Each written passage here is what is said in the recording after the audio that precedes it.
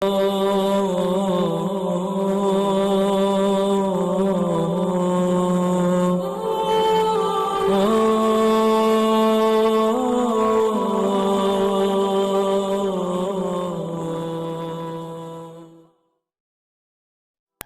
اللہ الرحمن الرحیم۔ تمام ناظرین اور سامعین کو حسنین خان کا خلوص بھرا سلام۔ میں ہوں حسنین خان اور آپ دیکھ رہے ہیں 14 ستارے یوٹیوب چینل۔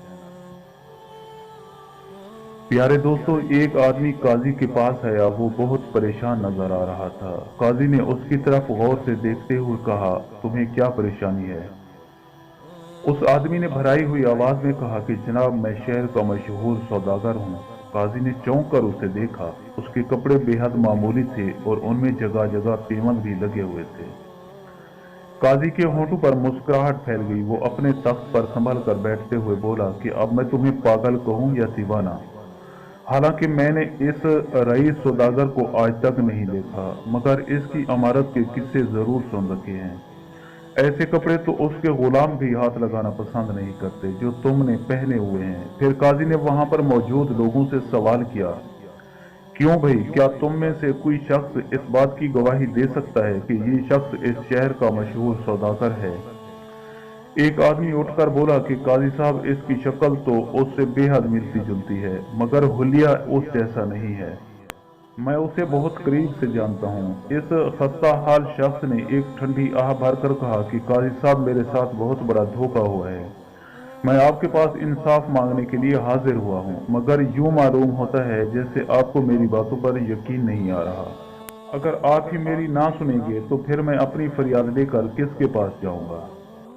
قاضی سنجیدہ ہو کر بولا کہ اچھا، تم اپنی کہانی سناؤ، تمہارے ساتھ انصاف کیا جائے گا۔ اس آدمی نے کہا کہ جیسا کہ سب جانتے ہیں کہ میں ایک سوداگر ہوں اور مجھے شکار کا بے حد شوق ہے۔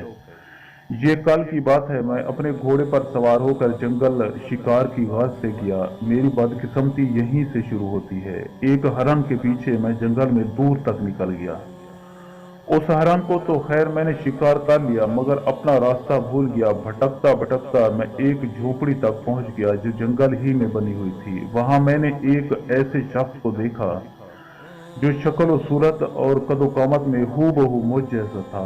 میں اپنے ہم شکل سے مل کر بہت خوش ہوا، مگر مجھے کیا پتا تھا کہ وہ بعد میں مجھے دھوکہ دے گا۔ اس شخص نے میرے لیے کھانے پینے کا بندوبست کیا اور پھر مجھ سے میرے بارے میں باتیں پوچھنے لگا جو میں نے سچ سچ بتا دی۔ ہم لوگ بہت دیر تک باتوں میں مصروف رہے۔ رات زیادہ ہو گئی تو اس شخص نے مجھے شربت کا ایک گلاس دیا۔ گلاس میں موجود شربت سرخ رنگ کا تھا اور اس میں سے بھینی بھینی خوشبو اٹھ رہی تھی۔ میں نے اس کا شکریہ ادا کر کے شربت کا گلاس منہ سے لگا لیا۔ ابھی میں نے آدھا شربت ہی پیا تھا کہ میرا سر چکرانے لگا اور میں زمین پر گر پڑا۔ پھر مجھے کوئی ہوش نہیں رہا۔ اگلے روز میری آنکھ کھلی تو میں جھونپڑی میں اکیلا تھا اور یہ شخص وہاں سے غائب تھا۔ میرے جسم پر یہ پھٹے پرانے کپڑے تھے۔ میری سمجھ میں کچھ نہیں آ رہا تھا کہ میرے ساتھ کیا ہوا۔ خیر میں جھونپڑی سے نکلا اور بڑی مشکلوں سے راستہ تلاش کرتا کرتا اپنے گھر تک پہنچ گیا، مگر اس وقت میرے صدمے کی کوئی انتہا نہ رہی جب میرے ملازموں نے بھی مجھے پہچاننے سے انکار کر دیا۔ میں ان کو یقین دلانے کی کوشش کرتا رہا، مگر ان میں سے ایک ملازم نے مجھے زور کا دھکا دیتے ہوئے کہا کہ سوداگر تو گھر میں اپنی بیٹی کے ساتھ موجود ہے، تم دھوکے باز ہو، یہاں سے چلے جاؤ ورنہ ہم ابھی سپاہیوں کو بلوا کر تمہیں جیل بھجوا دیں گے۔ عین اسی وقت میرے گھر کی ایک کھڑکی کھلی اور میں نے دیکھا کہ یہ مکار شخص میری بیٹی کے ساتھ مجھے دیکھ کر ہنس رہا ہے۔ پھر اس کے کہنے پر میرے ہی ملازموں نے مجھ پر تھپڑوں اور لاتوں کی بارش کر دی اور مجبوراً مجھے وہاں سے بھاگنا پڑ گیا۔ اب میں اپنی فریاد لے کر آپ کے پاس آیا ہوں اور انصاف کا طلبگار ہوں۔ یہ کہہ کر وہ خاموش ہو گیا۔ قاضی صاحب نے اس وقت حکم دیا کہ اس شخص کو بھی عدالت میں حاضر کیا جائے جو اس خستہ حال شخص کے بیان کے مطابق سوداگر بن گیا ہے۔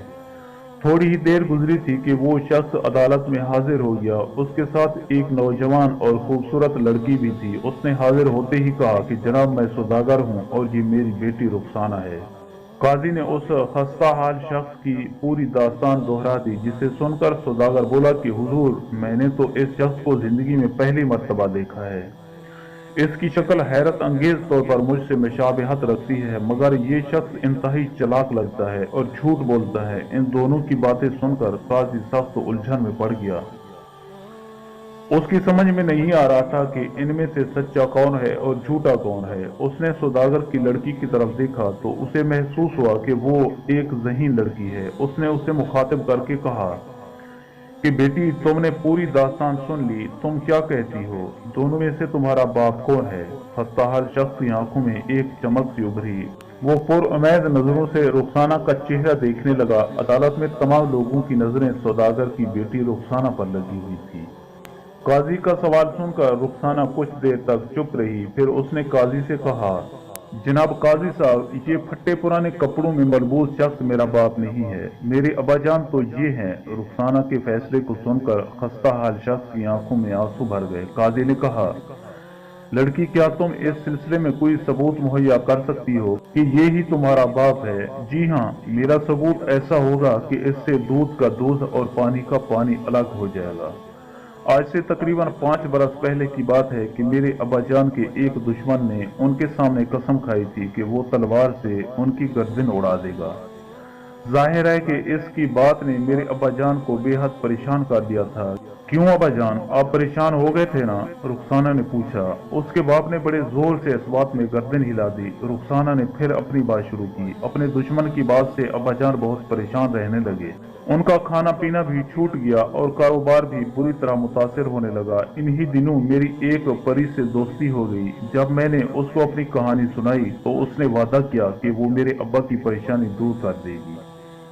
उसने मेरे अब्बा की गर्दन पर अपनी जादू की छड़ी लगाई और बताया कि दुनिया की तेज से तेज धार वाली तलवार भी उनकी गर्दन का कुछ नहीं बिगाड़ सकती। बहरहाल उनका दुश्मन तो एक रोज आसमानी बिजली गिरने से जाँ बहक हो गया, मगर अब मैं सबूत के लिए ये ही बात आपके सामने पेश कर रही हूँ।